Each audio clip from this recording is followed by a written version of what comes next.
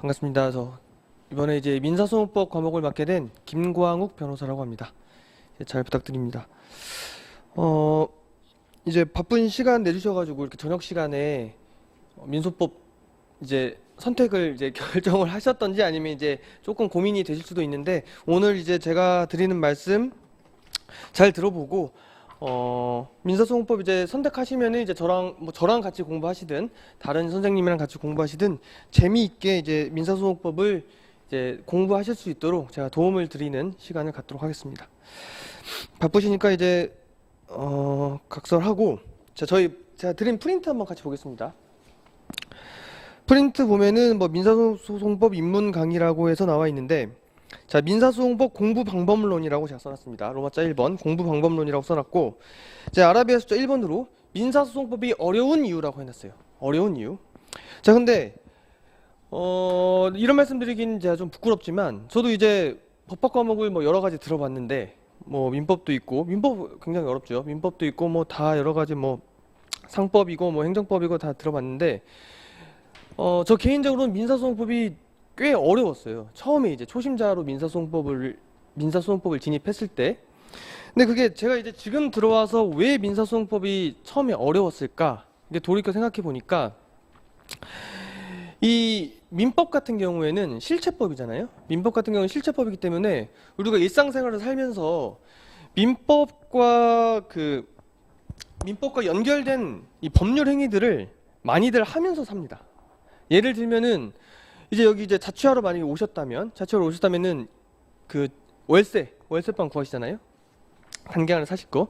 그럼 어쨌든 임대차 계약 체결을 해야 되죠. 임대차 계약이라는 게 민법에서 매우 중요한 주제죠. 임대차 계약, 뭐 주임법, 상임법 이런 것들.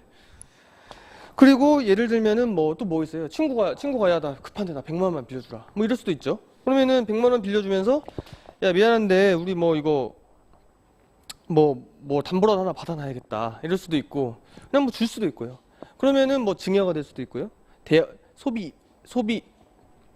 대차 계약이 될 수도 있고, 뭐 여러 가지 계약이 있단 말이에요. 그러면 또 이거 외에도 당근마켓에서 뭐 우리 요즘 많이 사잖아요. 생필품들. 저도 많이 사는데, 이런 민법과 관련한 법률 행위들을 부지불식간에 하면서 살아간단 말이에요. 근데 민사소송법은 그게 안 돼요. 그러니까 실생활과 연결지어서 생각하는 게 약간 어려워요. 왜 그러냐? 우리 일반 사람들이 이 소송을 안 해봅니다. 소송. 민사소송법은 소송을 어떻게 하느냐를 규율하는 법이에요. 특히 민사소송. 형사소송은 변론으로 하고요. 민사소송을 어떻게 하느냐, 민사소송이 어떻게 진행되느냐를 규율하는 법이란 말이에요. 근데 우리가 일반적으로 살면서 다행히도 소송을 잘 안 해봐요. 소송하면 굉장한 스트레스를 받거든요. 당사자 입장에서는. 근데 민사소송을 안 해보니까 책에 나와 있는 용어들이 와닿지가 않아요. 예를 들어서 민법을 예로 들면은 임대차라고 하자. 그러면은 부동산에 가가지고 임차인이랑 임대인이 만나가지고 같이 임대차 계약서, 전세 계약서를 쓴단 말이에요. 그러면은 이렇게 보고 이렇게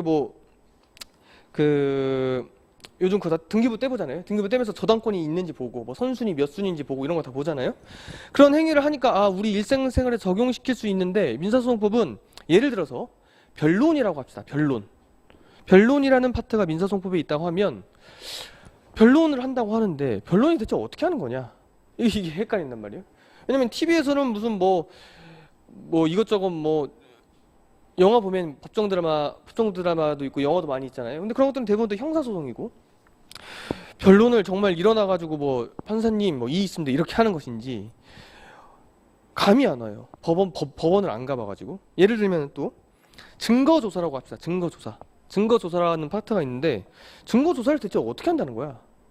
증거가 있으면은 판사님이 가가지고 돋보기로 이렇게 들여다보면서 증거가 뭔지 다 한번 보겠습니다라고 하는 것인지, 아니면은 뭐 증거를 바리바리 싸들고 와가지고 법정에 들고 와가지고 보십시오, 이게 증거입니다, 이렇게 하는 것인지 알 수가 없단 말이에요. 감이 안 와요. 그래서 어렵단 말이에요. 그래서 내용 자체가 어렵다기보다는, 물론 내용도 쉽지는 않지만 우리 실생활에서 직접 접해보지를 못하는 상황이 많기 때문에 책에 문자화되어 있는 것을 구체화해가지고 내가 받아들일 수가 있어야 되는데, 그게 좀 어렵다는 거예요. 그게 소송을 안 해봤기 때문에. 근데 우리 입장에서는 축복이죠. 소송을 안 하는 게 좋기 때문에. 그래서 힘듭니다. 그래서 어려웠어요. 저는 그래서 어려웠는데, 그래서 뭐 교수님이 말씀 많이 하시는데 이해가 안 가요. 잘 뭐 무슨 말씀이신지 잘, 준비 서면이라는 게 뭐, 준비 서면을 제출한다는데 준비 서면을 본 적이 없어 살면서. 그래서 그런 것들이 이해가 안 됐는데, 제가 언제 이해가 됐냐, 이제 실무에 나와서 소송을 직접 해보니까 이게 이거구나, 무릎을 탁 치면서 교과서에 있었던 게 이렇게 현실화되는구나, 이렇게 구체화되는구나를 느끼면서 민사소송법이 굉장히 재미가 있어졌어요. 왜냐면은 민사소송법이라는 것은 어디 저기 골방에 처박혀 있는 이렇게 형해화된 학문이 아니라 아주 능동적이고 역동적인 학문이에요. 오늘도 변하고 있어요. 민사소송법은 오늘도 변하고 있고 새로운 판례가 계속 나오고 있고요. 언제 법조문이 개정될지 몰라요. 법조문 개정되면 엄청나게 많은 게 달라지겠죠. 그렇기 때문에 계속 변화하는 역동적인 학문이다. 그리고 우리 실생활을 매우 밀접하게 규율하고 있다. 소송을 해보기 때문에. 그래서 우스갯소리로 민사소송법을 잘 하려면 어떻게 해야 되느냐 물어보면은 소송을 한번 해봐라. 너 한번 나홀로 소송 한번 해봐라. 그러면은 민소법이 이해될 거다. 이런 말을 많이 한단 말이에요. 아니 그럼 제가 지금 민소법이 왜 이해가 안 됐는지를 지금 뭐 바쁘신 분들 모시고 이런 소리를 하냐, 이런 말씀을 왜 드리냐면은, 이 민소법을 공부할 때는 그래서 실제 민사소송과 연관지어서 설명을 듣고 이해를 할 수 있어야 돼요. 그래야지 빨리 이해가 됩니다. 그냥 집에 앉아가지고 독서실에 앉아가지고 이시윤 선생님 거, 민사소송법의 대가가 이시윤 선생님이라고 하는데, 이시윤 선생님의 신민사소송법을 처음부터 끝까지 읽어도 이해가 안 돼요. 이해가 안 됩니다. 그래서 저같이 이제 좀 뭐라 표현해야 될까요? 실무를 좀 해본 사람이 이거는 이렇게 생긴 겁니다. 관할이라는 게 이런 의미가 있는 겁니다. 실제 소송을 할 때 관할은 이렇게 지정합니다. 실무에서는 기일이라는 게 이렇게 중요합니다. 기일 지정 신청이라는 게 이렇게 중요합니다. 이게 실무에서 이렇게 쓰입니다랑 이렇게 쓰입니다처럼 현실이랑 연관 지어서 이해를 해야지만 받아들일 수가 있단 말이에요. 그래서 제가 이제 그런 것을 도와드리겠다는 겁니다. 제가 혼자 책을 읽으면은 와닿지가 않고, 그래서 제가 실제로 소송 실무를 하면서 겪었던 애로사항이라든지 내가 느꼈던 거, 그리고 내가 법원을 가봤더니 판사님이 이렇게 말씀하시더라, 이런 제가 경험을 덧대 가지고 설명을 드리면 아주 쉽게 이해하실 수가 있습니다. 비교적.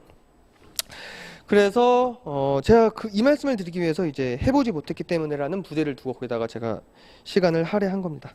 그래서 결론만 말씀드리면, 저랑 이제 민사소송법 교재를 가지고 같이 공부를 하게 되면은 제가 이제 책에 박제된 내용만 말씀드리기보다는, 그건 당연히 중요하고 시험에 현출해야 되니까 당연히 중요한데, 그 이해를 돕기 위해서 사례를 좀 많이 들 거고, 그리고 실제 소송과 어떻게 연관되었는지를 좀 설명드리고 노력을 할 거예요. 근데 이게 주가 될 수는 없어요. 절대로 진도를 나가야 되기 때문에 14회차라는 기간이 절대 넉넉하지 않기 때문에 빠듯하게 빨리빨리 갈 텐데, 그 와중에서도 제가 설명을 드려서 이해를 할 수 있도록 돕겠고, 그래도 만약에 이게 이해가 안 된다면 그냥 저한테 오시면 돼요. 뭐 저한테 메일 보내셔도 되고, 수업 끝나고 찾아오셔도 되고, 뭐 전화하셔도 되고, 뭐 아무것도 문제 되지 않으니까요.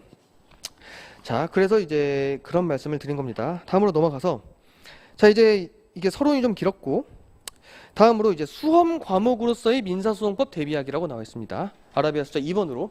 자 그러면은 알겠다. 민사소송법이 뭐 어렵지만 실무랑 연관지어서 이해하면 쉽다고 하는데, 그럼 수험 과목, 우리는 이제 뭐로 가든 굴러서 가든 붙기만 하면 되는데 어떻게 하면 이제 붙을 수 있을 거냐, 그걸 이제 말씀드릴게요. 자 먼저 가본 보면은 이해를 해야 됩니다. 당연히 이해를 해야 됩니다.